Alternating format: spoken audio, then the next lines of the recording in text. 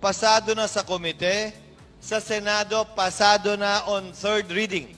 Ang gusto ng Senado ay 4 years postponement. Ang di umano gusto sa Kamara ay 6 years. Ang di umano gusto ng Executive ay 6 years. So, mapakamara, Senado o Malacanang, lahat ng tatlo gustong i-postpone. Ang issue na lang ay 4 na taon ba o 6 na taon.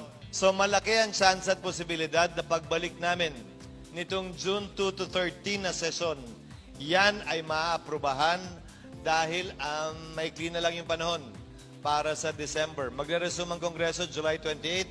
Baka maipit na. Sayang yung gagastusin ng COMELEC sa paghahanda kung mapopostpone din lang naman. So the best time to decide on this will be from June 2 to 13, yung session ng 19th Congress bago ito magtapos. And I think, kung tatanungin niyo ako, sa palagay ko mapopostpone ang barangay elections. Ang tanong lang, pang ilang taon? Sa muli, maraming salamat sa inyong panonood at pakikinig.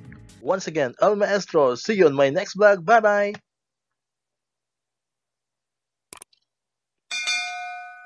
1, 2, 3, come on!